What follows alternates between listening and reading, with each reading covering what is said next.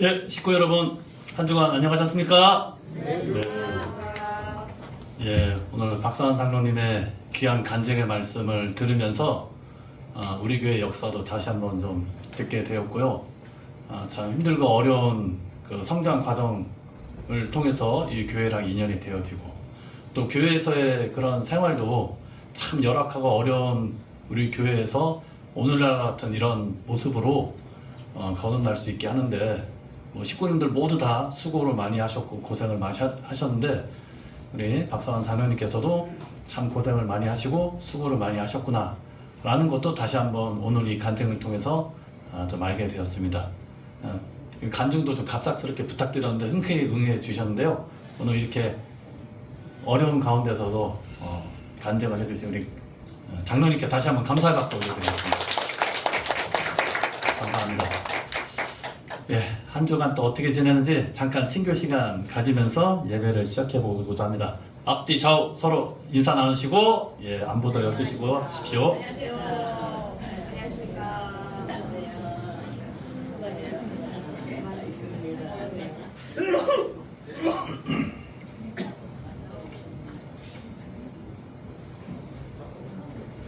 예, 형식적인 인사일 수도 있는데요. 정말 한 주간 어떻게 지내셨는지 저는 목회자 입장에서 식구님들 한 분 한 분 좀 생각을 하면서 그렇게 한 주를 좀 보내왔습니다. 오늘 또 일주일 만에 이렇게 다시 뵙게 되니까 너무나 감사하고 기쁘게 생각을 합니다.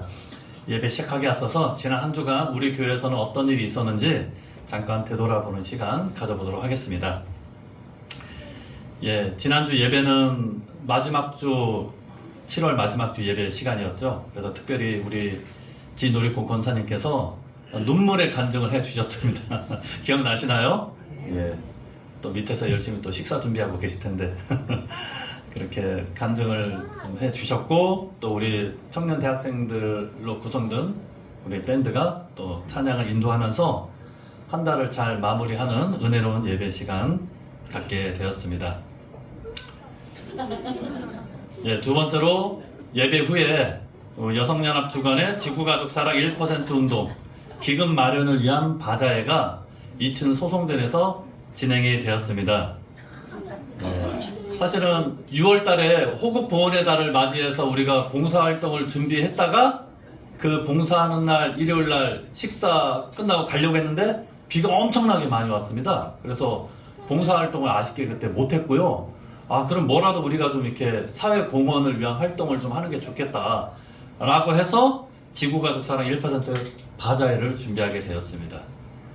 예, 식구님들 이 사진 모습 보니까 어떻습니까? 즐거워 보이시죠? 예.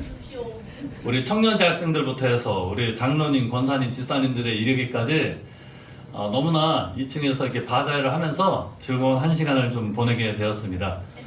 저도 그 자리에 함께해서 저도 작지만은 물건 하나 좀 구매를 하면서 바자회 뜻깊은 시간을 좀 보내게 되었습니다. 식구방에 다 공지가 돼서 아시겠지만은 이날 전체 수익금이 42만 5천 원이 모금이 되었습니다. 원래 한 30만 원 정도를 목표를 했대요. 그런데 목표가 초과 달성이 되어서 우리 식구님들께서 적극적으로 많이 호응을 해주시고 함께 해주셨기 때문에 뜻깊은 기금이 마련이 되었고 또 우리 몇몇 식구님들은 바자회가 너무 재미있었나 봐요. 다음에 또 합시다! 그런 의견도 나와서 날씨가 좀 선선해지는 가을이라든지 아니면 연말 기간에는 우리가 또 그렇게 어려운 이웃을 위해서 나눔의 시간을 많이 보내잖아요. 가을에서 겨울 사이에 다시 한번 이 바자회 형식의 기금 마련을 위한 모임을 준비하도록 하겠습니다.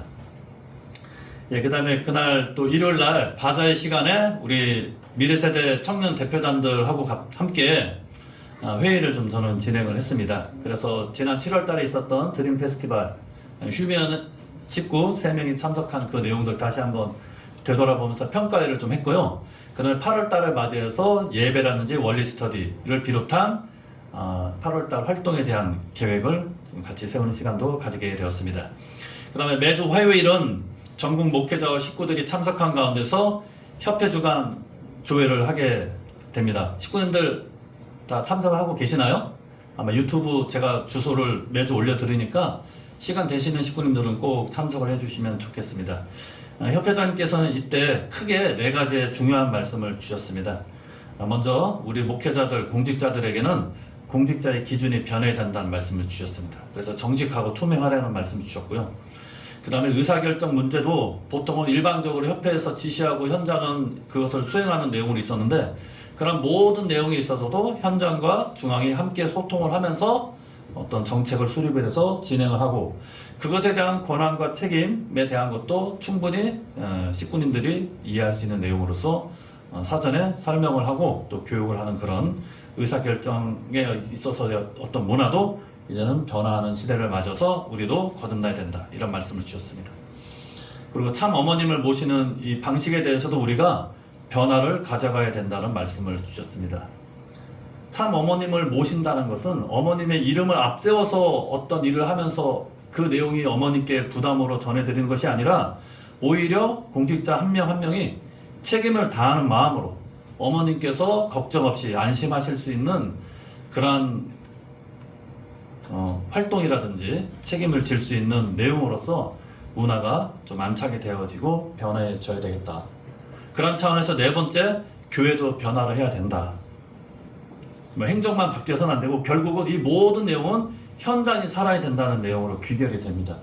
교회가 살아야 되고 그 안에 식구가 교회를 그리워하고 찾아올 수 있고, 이 말씀과 원리의 소리가 끊임없이 나올 수 있는 우리 교회의 문화를 우리가 만들어 가야 된다는 말씀을 주셨습니다.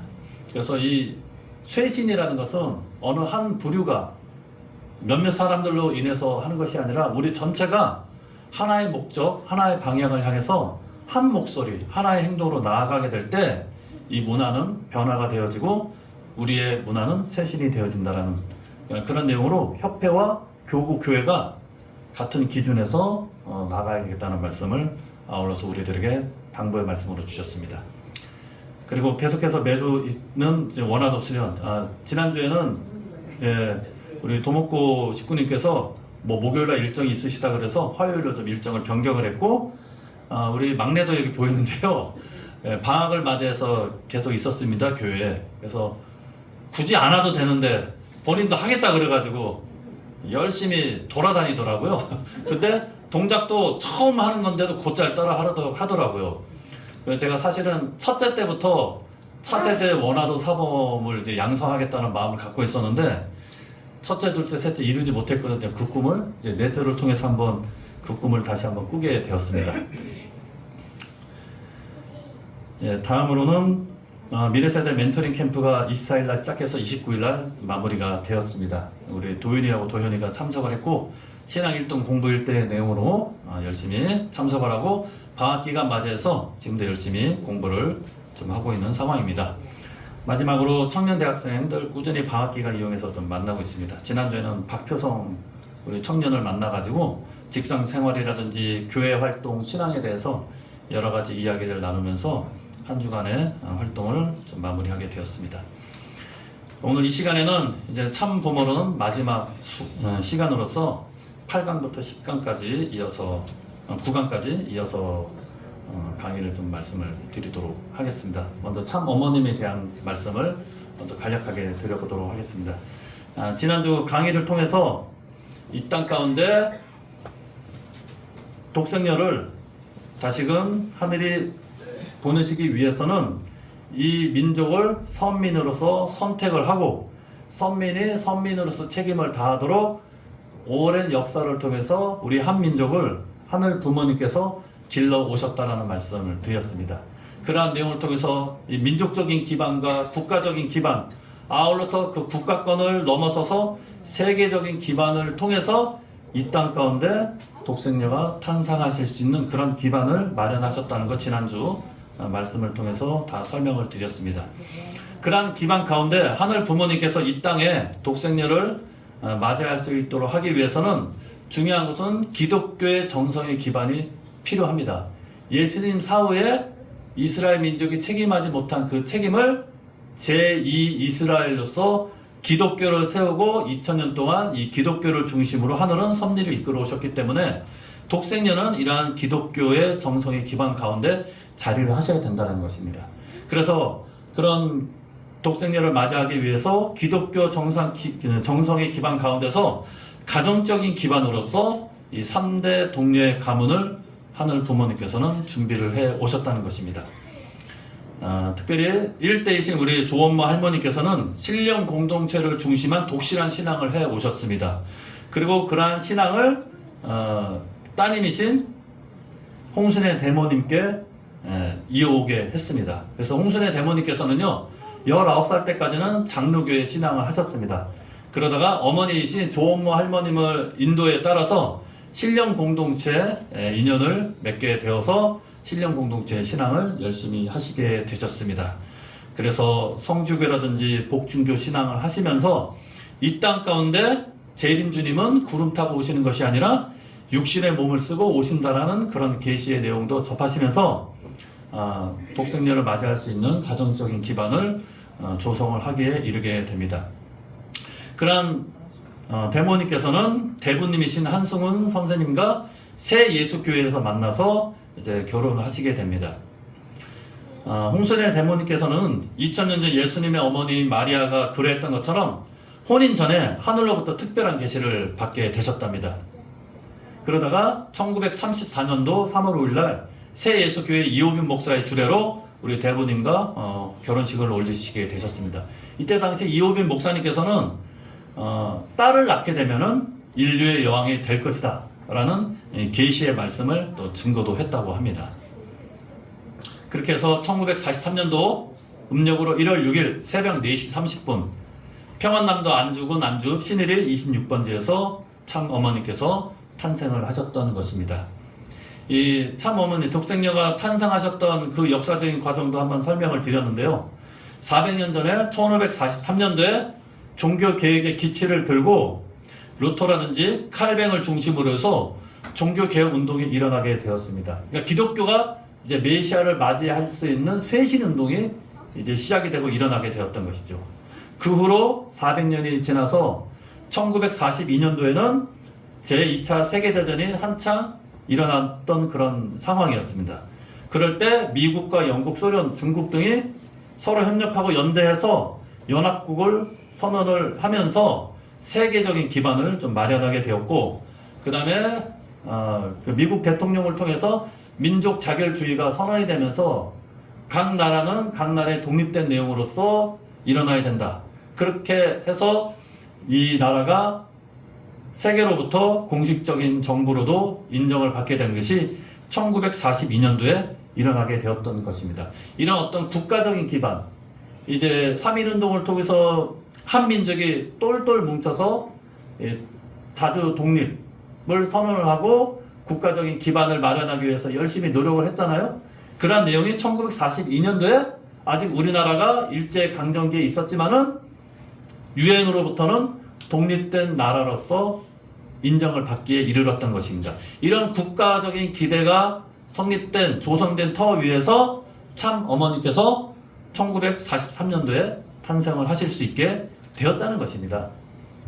역사 가운데 하늘이 이렇게 임재를 하시고 그 섭리를 이끌어 오셨다는 것을 우리가 섭리적인 관점에서도 역사를 한번 다시 바라볼 필요가 있다는 것입니다.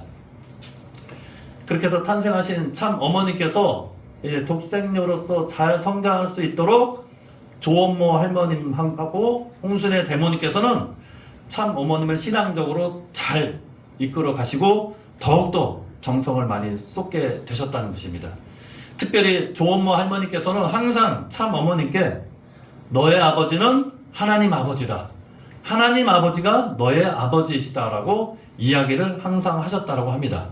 그래서 참 어머니께서는 아버지라는 단어를 듣게 되면 항상 하나님 아버지가 떠올랐다고 이렇게 말씀을 해주고 계셨습니다. 또 어머니이신 이 대모님께서는 엄격하게 독생녀가 신앙적으로 귀하고 깨끗하게 성장할 수 있도록 유모와 같은 마음으로 정성껏 참 어머님을 양육을 해 오시고 성장을 시켜 주셨던 것입니다. 참 어머니께서는 그러한 조엄모 할머님과 대모님의 그러한 모습을 통해서 이 모든 것이 하늘 부모님으로부터 준비가 되었다는 것을 이제 느끼고 깨닫게 되었다는 것입니다. 그렇기 때문에 어린 시절부터 하늘 부모님을 아버지로 모시면서 신앙생활을 해 오시면서 성장을 해 오셨던 것입니다.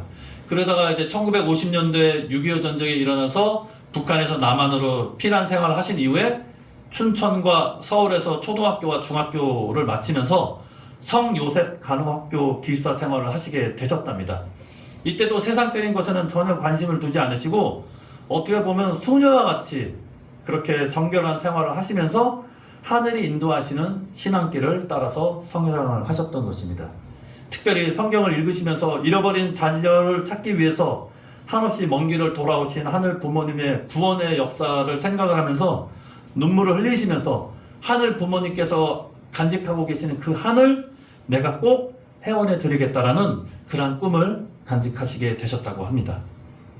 그렇게 해서 대모님을 따라서 우리 통일교회에 이제 2년이 되셨죠. 참 어머니께서 그렇게 해서 열심히 신앙생활을 해 오시다가 1959년도 가을이 지나갈 무렵에 하늘로부터 계시를 받기에 이르십니다. 하늘 부모님께서는 이때 계시를 통해서 나는 알파와 오메가이니 창세전부터 우주의 어머니를 기다려왔다. 이렇게 계시의 말씀을 주시면서 그 다음 연도에 있을 어린 양 혼인잔치의 때가 왔음을 계시로서 알려주시게 되셨던 것입니다. 참 어머니께서는 그러한 하늘의 계시를 통해서 내가 이제 결단을 해서 이제 독생녀로서 어린 양 혼인잔치를 해야겠다라는 그런 결단을 하시게 되셨다는 것입니다. 하늘 부모님께서 보내주신 하나뿐인 딸로서 하늘의 뜻을 이루기 위해서 이제는 내가 희생을 해야 되고 그리고 하늘이 어떠한 길로 인도하시던지 간에 그 길에 내가 순종하는 마음으로 따르겠다라는 그런 심정을 갖고 재림주이신 참 아버님과 성혼을 하시겠다고 결심을 하시게 되신 것입니다. 그렇게 해서 1960년 음력으로 3월 16일 날 그때 당시 참어머님 나이 17세였습니다. 아무도 생각지 못한 그런 가운데서 이 참부모가 어떤 모습인지 어떤 길을 가야 되는지도 가늠조차 하기도 어려운 그 상황에서도 어머니께서는 모든 것을 희생하고 그리고 하늘만을 바라보면서 그 어려운 길을 감내하실 것을 각오하시고 결의하시면서 어린 양 혼인잔치를 하시면서 참 부모의 길을 걸어가시게 되셨던 것입니다. 어머니께서는 성혼 당시에도 우리 식구님들께도 분명하게 말씀을 주셨습니다. 생이 다하는 날까지 기필코 당대 하늘 부모님 꿈을 이루어 드리겠다는 마음으로 식구들과 더불어서 이 길을 끝까지 가겠다고 결의와 결단의 말씀을 우리들에게 주시게 되셨던 것입니다. 그래서 이 어린 양 혼인잔치를 통해서 인류의 참 어머니로서의 삶을 이제 출발을 하시게 되셨던 것입니다. 그렇게 해서 한평생을 지금도 변함없이 참 부모로서 참 어머니로서 그 길을 걸어오신 분이 바로 독생녀이신 참 어머님이십니다. 어머님께서 독생녀로서 참 어머니로서의 삶을 우리들에게 보여주시고 알려주셨기 때문에 기존의 기독교는 하나님을 하나 아버지로서만 인식했던 그런 내용에서 이제 참 어머니께서 이 땅 가운데 등단하셨기 때문에 하늘 아버지와 하늘 어머니, 하늘 부모님이 온전한 모습으로 우리들과 함께 하시게 된다는 것도 우리들에게 알려주시고 가르쳐 주셨던 것입니다.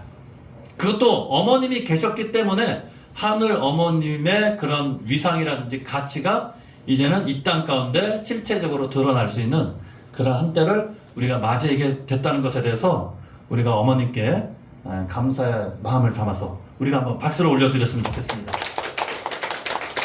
이렇게 걸어오시게 되었는데 이 참 부모의 길은 참 어머님 혼자서는 걸어오실 수 없습니다. 참 아버님이신 우리 재림주 메시아를 통해서만이 또 두 분이 양이분이 혼인을 하셔서 어린 양 혼인잔치를 통해서 참 부모가 되셔야지만이 이러한 하늘의 뜻을 이룰 수 있는 참 부모의 길을 걸어가실 수 있게 되는 것입니다. 하늘은 독생녀를 보내기 위해서도 이 한민족을 선민으로서 택하셨지만은 이 땅 가운데 재림 주님을 보내시기 위해서도 한민족을 선택하셔서 이 땅에 재림 주님이 오실 수 있도록 섭리와 역사를 해 오셨다는 것입니다. 그렇게 해서 마침내 1920년 음력으로 1월 6일 평안북도 정주군 덕업면 상사리 2221번지에서 참 아버님께서 탄생을 하시게 되셨던 것입니다. 어머님하고 같은 생일이시죠. 그래서 우리가 늘 참 부모님 탄신일을 같은 날에 이렇게 기리게 되는 것입니다. 근데 중요한 것은 독생녀도 그렇지만 재림 주님도, 재림 메시아도 하늘이 준비하신 종교의 기반으로서 이 기독교 기반에서 나오셔야 된다는 것입니다. 왜? 제2 이스라엘로서 하늘 부모님께서는 기독교를 중심으로 해서 섭리를 해오시고 재림주님을 맞이하시기 위한 준비를 해오시지 않겠습니까? 따라서 재림주님도 기독교의 기반에서 출현을 하셔야 되는 것입니다. 그때 당시 참 아버님 가문은 유교 집안이셨습니다. 그러다가 참 아버님 탄신 이후에 기독교 신앙으로서 이제 개종을 하시게 되셨던 것이죠.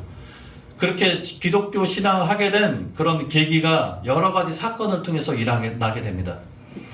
참 아버님 집안에 여러 가지 안 좋은 일들이 많이 일어나게 되었던 것이죠.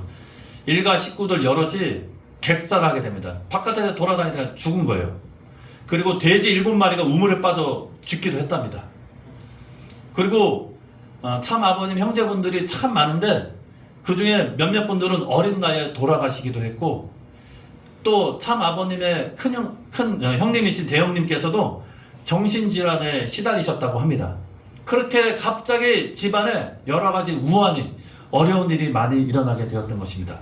그러다가 우연한 기회에 큰형님이신 대형님께서 교회 인도가 되셔가지고 안수기도를 받으면서 이 정신질환이 치유가 되는 것을 계기로 해가지고 참 아버님 가족이 장로교 신앙으로서 이제 기독교 신앙을 시작하게 되었던 것입니다. 그래서 참 아버님께서도 열심히 신앙을 해 오시면서 항상 정성의 생활을 들이시고 그 다음에 인생의 여러 가지 고민이라든지 어려운 내용들을 어떻게 하면은 이루어낼 수 있을지 해결할 수 있을지에 대해서 여러 가지 깊은 사색과 고민을 하면서 정성을 많이 들이셨던 것입니다. 그러다가 1935년 4월 17일 참 아버님 댁 근처에 있는 묘도산에서 역시 열심히 새벽에 정성 들이면서 울면서 기도를 하던 그 가운데서 예수님께서 영적으로 나타나시게 되셨습니다. 예수님께서 나타나셔가지고 슬픈 얼굴로 아버님께 메시지를 전하십니다.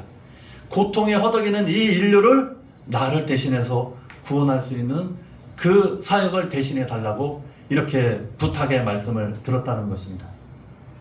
기쁨과 영광의 보좌에 앉아서 군림하시는 이 전지전능하신 하늘 부모님이 아니고 자식을 잃어버린 부모로서 가슴이 미어지는 슬픔과 그 한맺힌 외로움 속에서 고뇌하시는 하나님을 아버님께서는 느끼시게 되셨다는 것입니다.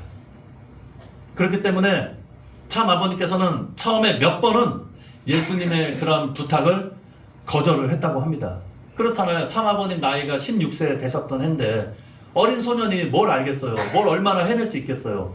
그런데 예수님께서 정말 간곡한 심정으로 그런 재림 주로서의 사명을 대신해 줄 것을 부탁을 해 오셨다는 것입니다.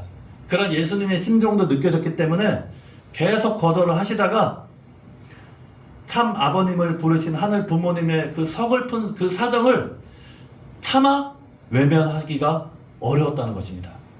그러면서 들었던 생각이 내가 끝까지 거절하면은 다른 사람처럼 또 하늘 부모님께서는 힘들고 어려운 길을 걸어가실 수밖에 없지 않을까. 차라리 다른 사람에게 부탁을 드린다면 내가 그 사명을 감당해서 슬픔과 한의 심정이신 그 하늘 부모님께를 내가 위로해드리고 해방해드려야겠다.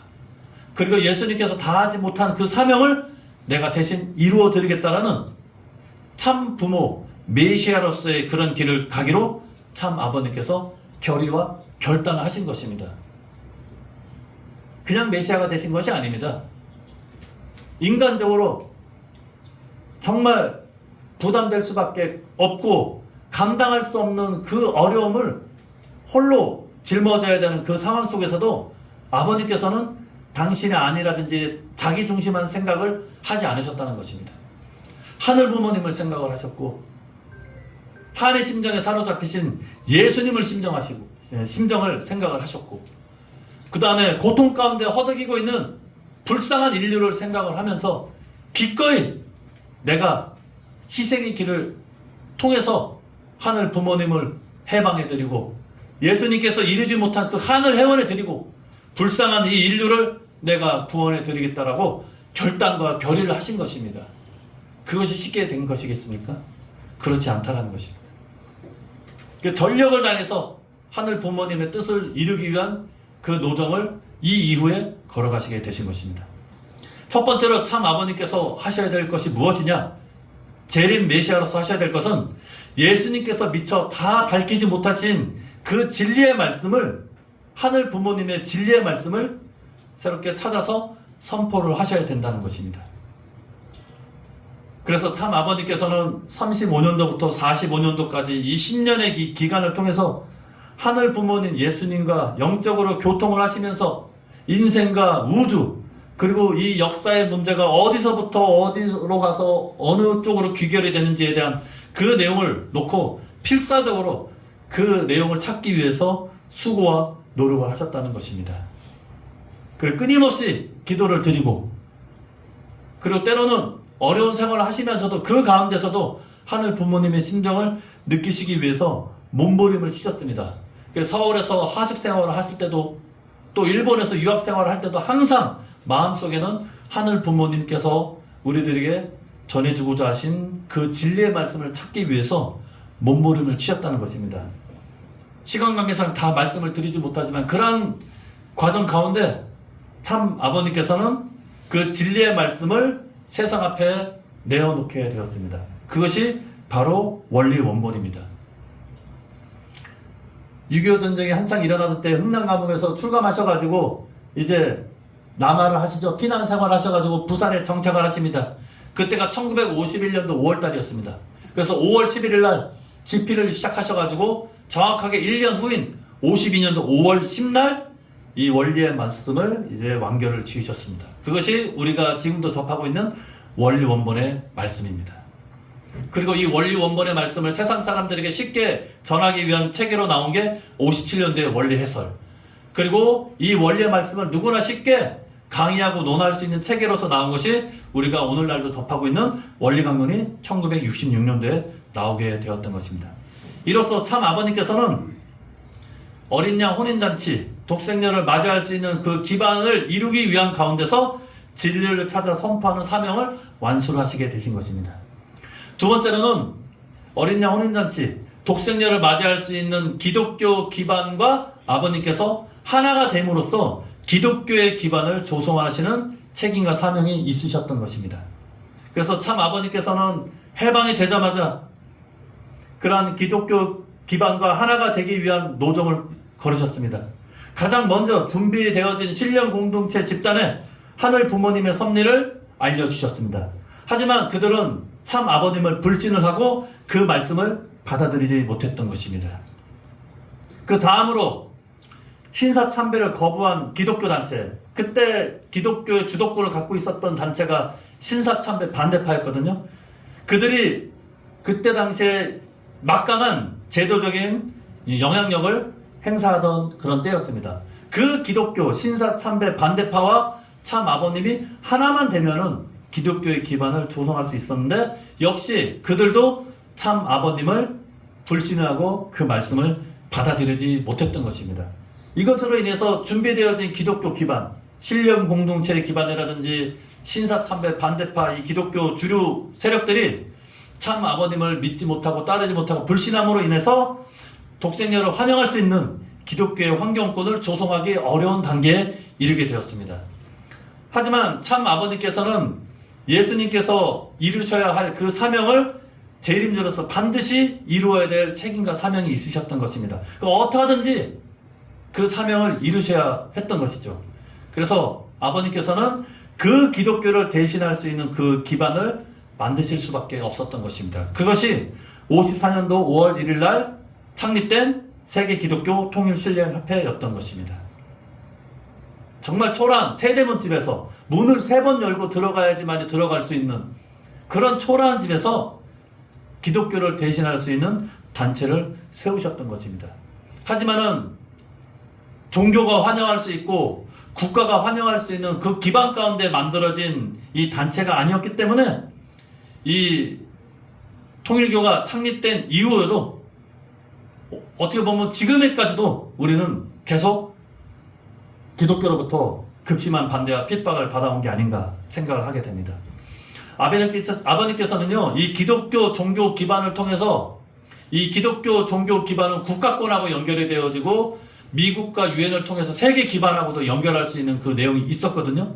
근데 기독교의 불신으로 인해 가지고 결국 국가적인 차원에서 박해를 당하시게 됨으로 인해서 기독교 기반, 종교 기반, 그 다음에 국가적인 그 기반을 이루기가 어려우셨던 것입니다. 하지만 그렇다고 아버님께서 포기하실 수는 없으셨던 것이죠. 그래서 그 국가적인 환경을, 그 기반을 마련하기 위해서 실체적으로는 국가 기반을 만들기 어려웠기 때문에 세계 선교 기반을 조건으로 해서 국가적인 기반을 조성하기 위한 섭리를 진행하셨던 것입니다. 그래서 58년도에 최봉춘 선교사님을 일본에 파송을 하셨습니다. 그 스토리 우리 일본 식구님들 또 우리 한국 식구님들도 다 아시죠? 갔다가 돌아오고 갔다가 돌아오고 도저히 못 가겠습니다. 뺨을 후려쳐서라도 아버님께서는 죽어도 일본에 가서 죽어라. 그렇게 말씀하셨던 거예요. 왜 그러느냐? 어린 양 혼인잔치를 하기 위해서는 국가적인 기반을 마련해야 되는데 한국 땅에서는 그 국가적인 환경을 마련하기 어려우니 세계 선교 기반을 조건으로 해서라도 국가적인 기반을 형성함으로써 어린 양 혼인잔치를 하고 참 부모가 되셔야 되는 것이 이미 하늘 섭리의 프로그램으로 다 준비가 되어지고 시기가 정해졌던 것입니다. 그 날짜 이전에 반드시 이러한 환경을 만들어야 되거든요. 그렇기 때문에 간절한 마음으로 최봉춘 선교사님을 일본에 파송을 하셨습니다. 이것이 오늘날의 일본 가정연합의 뿌리가 되어서 시작이 되었던 것이고 59년도에는 김영훈 선교사님을 미국에 파송을 하셨습니다. 또 이후에 김상철 선교사님 파송을 하셨죠. 그래서 한국의 가정연합, 통일교, 일본의 선교사, 미국의 선교사, 세 나라의 이 세계적인 선교 기반을 조건으로 해서 국가적인 그 기반을 조성했다라는 조건을 세운 것입니다.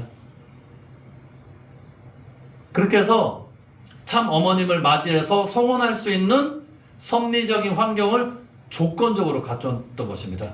사실 참 부모님이 성원을 하시기 위해서는 이 민족과 국가가 환영하는 토대 위에서 참 부모로 등극하시고 그때 당시 천일국을 선포를 하셨어야 되는데 이 민족과 나라가 환영하지 못하는 입장에서 조건적으로 이 축복을 통해서 어린 양 혼인잔치를 통해서 참부모가 됨으로 인해서 가장 밑바닥에서 그 기반을 다시 만들어 가실 수밖에 없었던 것입니다.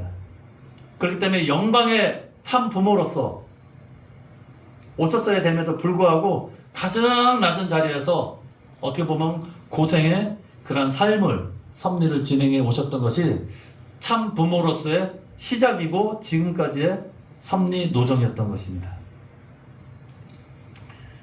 1920년 3월 음력 3월 16일 어린 양 혼인잔치를 해 오셨습니다. 이 참부모님 성원식은 하늘 부모님께서 그렇게도 오랫동안 찾아 소망하셨던 하늘 부모님의 창조의 이상이 이루어지는 역사적인 한 날입니다. 하늘 부모님의 창조의 꿈이 뭡니까? 참 부모를 통해서 이 땅 가운데 평화로운 세상을 만들고 그렇게 인간이 행복한 삶을 살아가는 것을 보면서 기쁨을 느끼시고자 하시는 것이 하늘 부모님의 창조의 소망이자 목적 아니었습니까? 그 첫 시작은 참 부모의 시작으로부터 시작이 되었던 것입니다. 그런데 인간의 타락으로 그 이상을 잃어버렸는데 마침내 성령 역사 6천년 만에 하늘 부모님께서 그렇게 찾고 싶으셨던 참 부모님을 이 땅 가운데 현현할 수 있게 됨으로 인해서 하늘 부모님의 오랜 소원이 이제는 이루어지는 그런 한때를 우리가 맞이하게 되었던 것입니다. 섭리적으로나 역사적으로 대전환점을 맞이한 것이 바로 1960년도 음력 4월 16일에 있었던 참 부모님의 성혼식이었다는 것을 우리들은 분명히 깨달아야 되겠습니다. 그렇다면 참 부모로서 참 부모님께서는 타락한 인류를 어떻게 구원하시고 회복시키셔야 되는지에 대한 내용이 이제 마지막 장에 나오는 천일국 섭리와 나에 대한 강의가 되겠습니다. 먼저 참 부모님께서는 타락한 인류를 다시금 하늘 부모님의 자녀로 되찾아가는 섭리를 진행을 하셔야 된다는 것입니다. 인간의 시조이자 인류의 참 부모로서 타락한 이 세상에서 씨름하고 있는 온 인류를 하늘 부모님의 자녀로 다시금 나아서 새롭게 탄생시키는 사명을 하시는 것이죠. 타락한 인간은 그렇기 때문에 참 부모님께서 주관하시는 이 축복 결혼 예식에 참여함으로써 하늘 부모님의 축복 가정으로서 거듭나게 됩니다. 그래서 하늘 부모님을 중심으로 부부의 인연을 맺고 참 사랑을 나누며 하늘 부모님의 생명과 사랑이 연결된 참 가정을 이루어가는 것이 바로 하늘 부모님의 오랜 꿈이고, 그 꿈을 참 부모를 통해서 이루어가는 축복 결혼 섭리가 되는 것입니다. 이때 이 가정이라는 것은 하늘 부모님을 지상에 모시고 사는 나라를 만드는 데 있어서 가장 기본 단위가 되는 것이 바로 이 가정이라는 것입니다. 왜냐하면 가정에서는 부모의 사랑을 통해서 자녀들이 성장하면서 마치 학교처럼 모든 것을 배우고 깨닫는 시기 아니겠습니까? 부모의 사랑을 배우고 또 자녀로서 부모에게 효를 돌려드리는 자녀의 사랑을 깨닫게 되고, 그런 형제 자매들을 보면서 형제 자매의 심정을 그런 느끼는 그런 과정을 통해서 온전한 한 사람의 모습으로서 성장 완성하는 그 단위가 바로 가정이기 때문에 이 가정은 하늘 부모님의 나라를 이루는 데 있어서 가장 기본 단위가 된다는 것입니다. 따라서 하늘 부모님께서는 하늘 부모님의 축복을 통해서 탄생한 이 참 가정을 통해서 하늘이 꿈꾸시는 그런 나라와 세계를 만들어 가게 된다는 것이고, 참 부모님을 통해서 이 축복 가정의 현현을 통해서 마침내 그러한 꿈을 이루어가게 된다는 것입니다. 참 가정을 이루는데 천국의 기본 단위인 가정을 만드는 것을 넘어서서 인종과 종교, 국경을 넘어서가서 하늘 부모님 아래 인류 한 가족을 만드는 이상을 실현하는 것도 이 축복 결혼을 통해서 이루어지게 된다는 것입니다. 그렇기 때문에 축복을 시킬 때는 아무나 시키는 것이 아닙니다. 가장 원수가 됐던 그 배경을 갖고 있는 두 남녀를 축복을 시키는 것입니다. 그렇게 원수가 된 두 국가의 남자와 여자가 결혼하고 그 사랑으로 하나가 되면은 그 가정 안에 국경이 사라지게 되는 것이죠. 더 이상 원수라는 개념도 없게 된다는 것입니다. 그 자녀에게는 어머니 나라, 아버지 나라가 다 자기 나라인 거예요. 그러한 과정을 통해서 이 축복 결혼을 통해서 평화로운 세상을 만들어갈 수 있는 그 지름길을 걸어가게 된다는 것입니다. 이러한 축복 결혼식은 참 부모님 성혼식이 있었던 1960년 이후에 이제 3가정을 시작해서 36가정, 72가정, 124가정, 430가정, 777가정, 1800가정, 6000가정, 6500가정, 또 3만, 36만, 360만 쌍을 거쳐서 지금에 이르러서도 계속 축복 가정들이 탄생이 되어지게 되는 것입니다. 이 축복 결혼을 통해서 그동안에는 하늘 부모님과 관계없이 살아갔던 이 타락한 인류가 하늘 부모님이 혈통을 가진 자녀로서 회복되면서 하늘나라의 기반을 넓혀오는데 가장 중요한 역할을 하는 것이 바로 참 가정으로서의 이 축복 가정의 모습이라는 것입니다. 이것을 기본으로 해서 참 부모님께서는 지상에 하늘 부모님을 모시기 위한 세계적인 환경권을 넓히기 위한 섭리를 진행을 해 오십니다. 그래서 참 부모님께서는요, 1970년도 초에 미국으로 건너가십니다.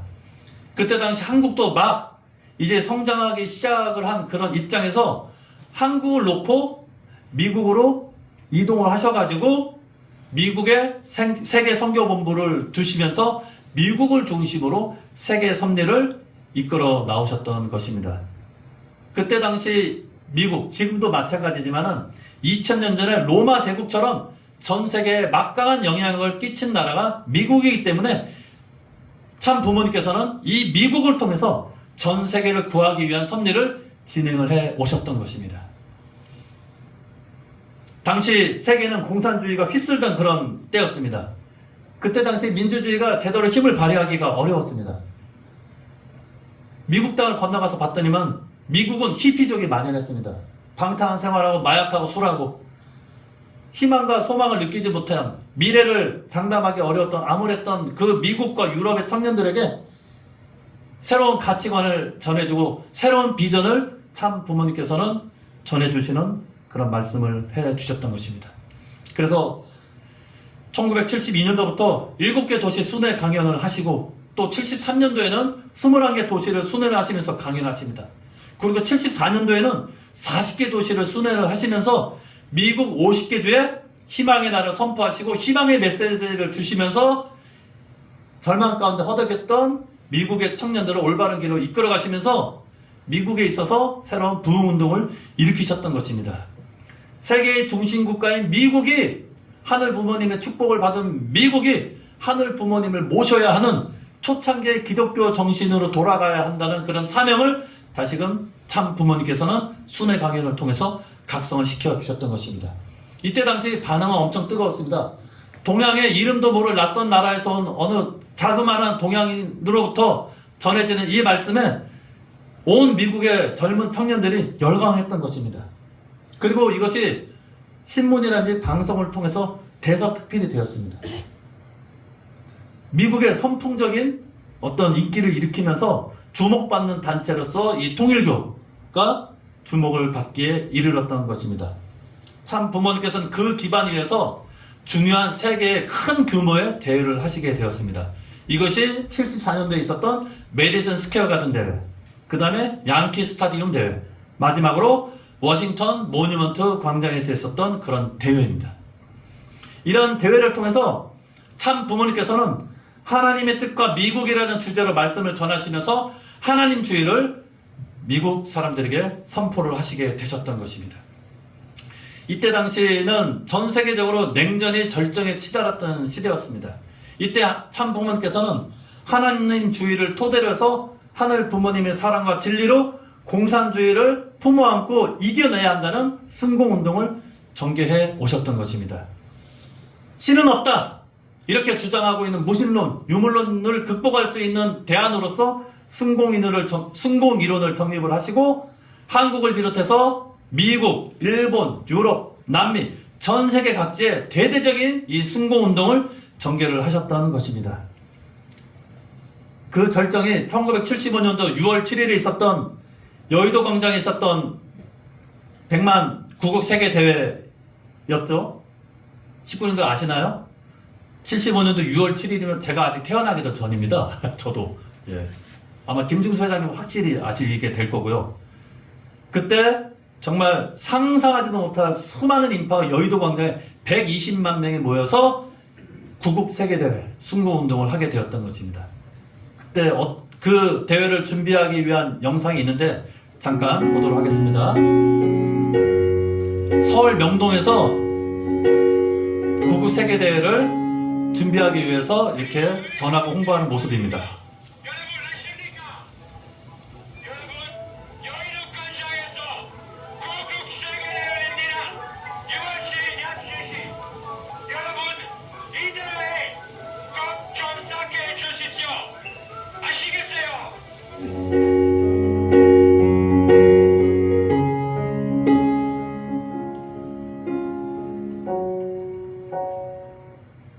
예, 저도 태어나기 전이었지만은 70년도 명동거리에서 그것도 한국 사람도 아니고 미국 사람이 유창한 한국말로 아시겠어요? 하면서 이렇게 꼭 오라고 그걸 생생하게 전했던 것입니다.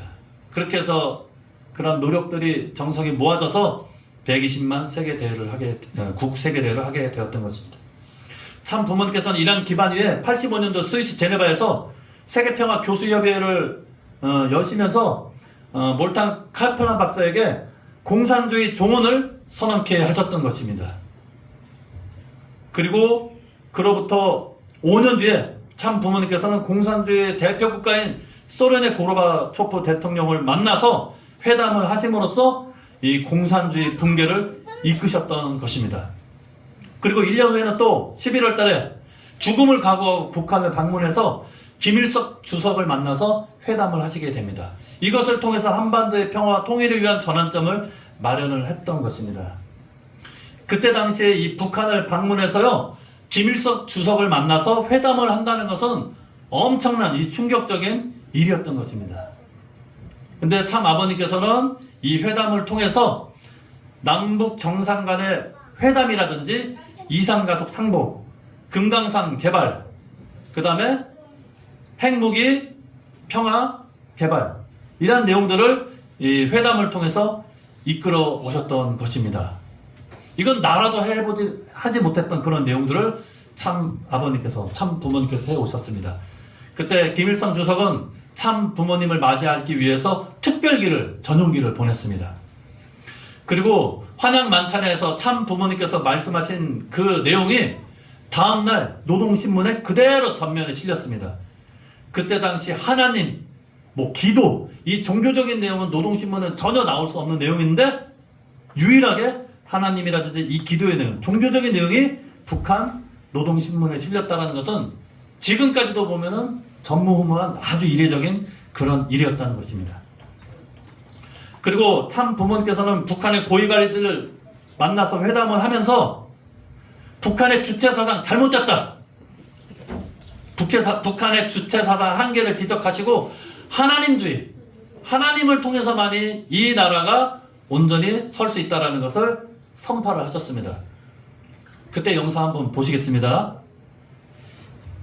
이어서 문선명 총재는 하나님주의에 입각한 참사랑만이 남북 문제 해결의 핵심이라는 요지로 통일조국은 주체사상이 아닌 하나님주의에 입각한 새로운 사상이 기초가 돼야 한다고 역설했습니다. 이처럼 평양의 국회의사당에서 주체사상을 비판하고 하나님의 참사랑에 대해서 공식적으로 설교했던 사실은 역사의 전무후무한 일로 기록될 것입니다. 생생한 하나가 땅에 상대이 예, 어안이 벙벙해서 참 아버님께서 책상을 내리치면서 호통을 하니까 김일성 주체사상을 열심히 외쳤던 사람들이 가만히 듣고만 있을 수밖에 없었죠. 근데 이때 당시에 참 부모님을 모셨던 박보희 총재님께서 김일 보좌관님께 그랬답니다. 쪽지를 써가지고 보냈는데요. 우린 다 이제 끝났다. 우린 이제 죽었다. 이렇게 쪽지를 써서 보좌관님께 전했대요. 이거 김일성 주석도 다 분명히 알게 될 거고 보게 될 텐데 살아서 나갈 수 없다. 이렇게 다 느끼고 어떻게 하면은 참 부모님을 이런 가운데서도 무사하게 잘 모실 수 있을지에 대해서 고민을 했다고 합니다. 근데 참 부모님께서는 그것에 아랑곳하지 않고 죽음을 각오하고 목숨의 위협이 느껴지는 그 상황 속에서도 한치의 물러섬 없이 하늘 부모님의 꿈을 이루어 드리기 위해서 그 사명을 감당하셨던 모습이 있었다는 것입니다. 이렇게 참 부모님께서는 하늘 부모님을 지상에 모시기 위해서 축복 결혼 운동을 통해서 혈통을 전환을 하고 참된 가정을 넓히기 위한 운동, 그 다음에 그때 당시에 만연했던 공산주의를 이기기 위한 승공운동을 전개를 해 오시면서 다양한 차원에서 세계적인 환경권을 또한 준비를 해 오셨다는 것입니다. 세계평화 종교인연합 등의 이 기관을 창설하시면서 세계의 여러 가지 문제의 대부분은 이 종교 문제에서 발생이 되거든요. 이 종교 문제를 해결하지 않고서는 진정한 평화로운 세상은 맞이할 수 없다는 것을 아셨기 때문에 종교인들을 하나로 묶고 화합시키기 위한 종교인연합을 창설하셨다는 것입니다. 그 다음에 모든 전 세계인들이 기아에 허덕이는 그 상황에서 그 기아를 해결할 수 있는 그런 문제를 그 제시책을 해결책을 제시하기 위해서 이제 국가의 기술을 평준화하기 위한 운동을 개척을 하시게 됩니다.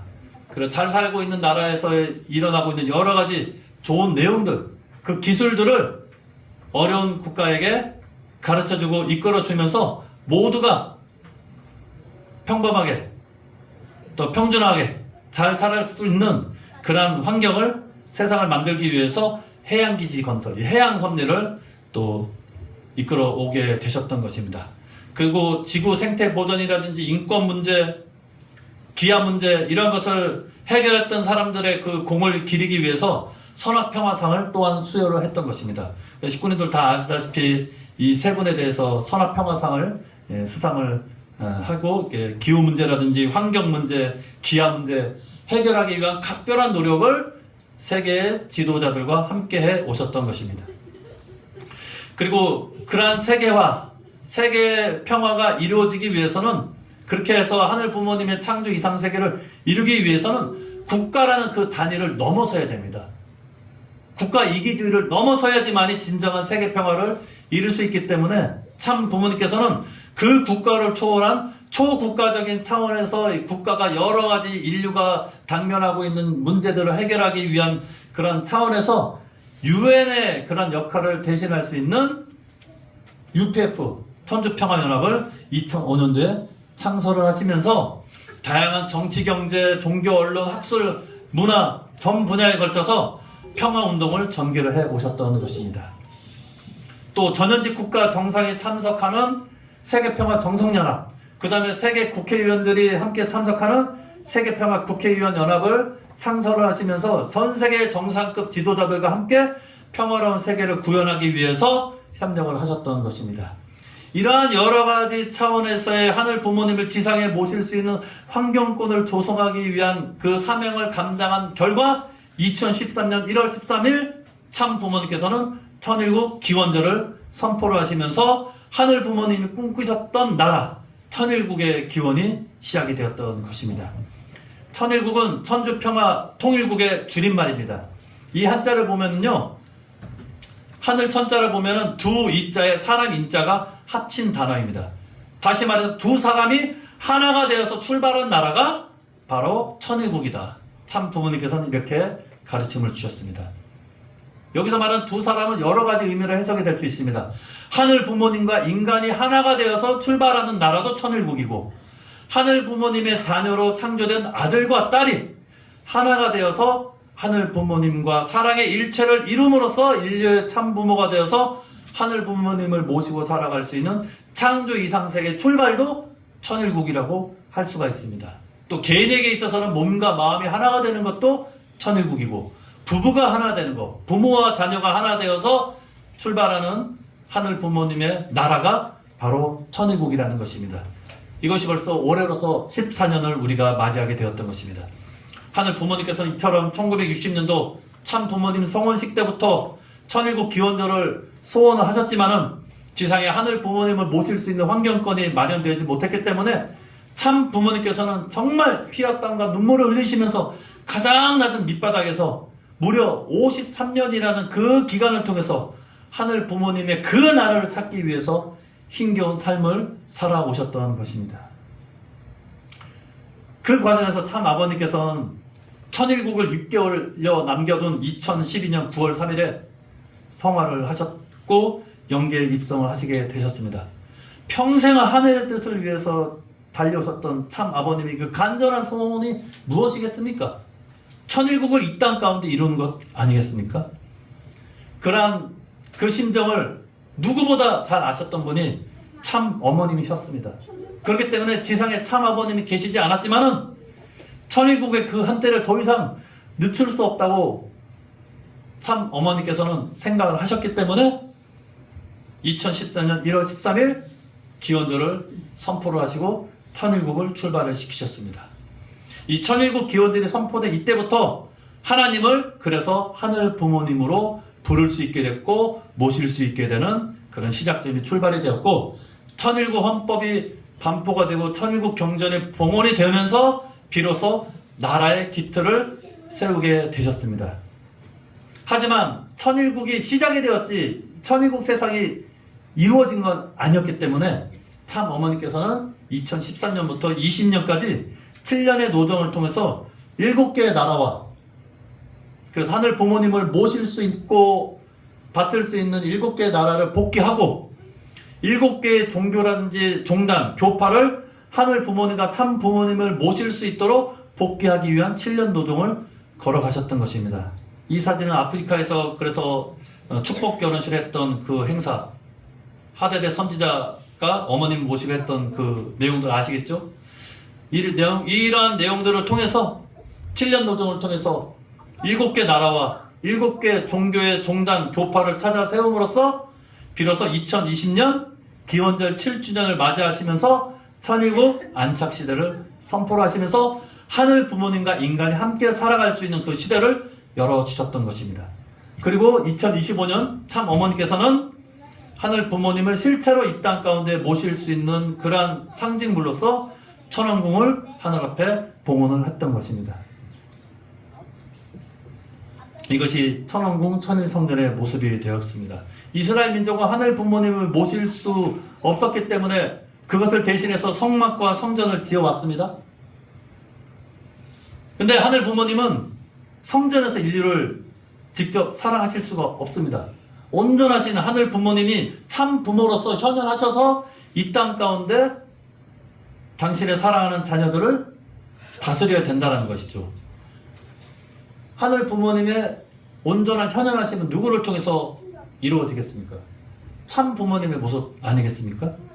그래서 참 부모님을 통해서 하늘 부모님께서 실제로 인류 가운데 사랑할 수 있는 그 시대를 열어주신 것이 천왕궁 천일성전 봉헌의 한때였습니다. 그리고 참 어머니께서는 참 아버님의 유지를 받들어서 가평의 천원단지를 조성을 하셨습니다. 그래서 창조 본연의 에덴 동산이라는 것이 말로만이 아니라 우리가 언제나 그것을 볼 수 있고 느낄 수 있는 그런 환경을 조성하기 위해서 이렇게 천원단지를 조성을 해오시면서 이 천원단지 이름을 효종천원으로 명해 주셨던 것입니다. 이렇게 참 부모님께서는 보이지 않는 하늘 부모님께서 완성한 인간과 하나 되어서 보이는 하늘 참 부모로서 인류를 모시고 인류를 품고 사랑하고 싶으셨던 하늘 부모님의 꿈을 참 부모님께서는 이루어 나오셨습니다. 하늘 부모님과 함께 살아갈 수 있는 창조 이상 세계, 천일국을 실현함으로써 하늘 섭리를 완성시켜 나오셨던 것입니다.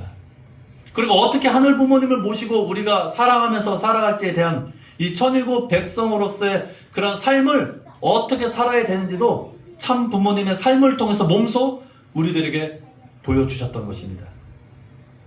그래서 우리는 이 축복 결혼을 통해서 하늘 부모님, 참 부모님과 하나가 된 축복 가정 선민으로서 참 부모님께서 보여주신 대로 우리도 그와 같은 삶을 살아감으로써 천일국 백성으로서의 이 천일국 시대를 열어갈 수 있는 주역이 되어야 되겠습니다.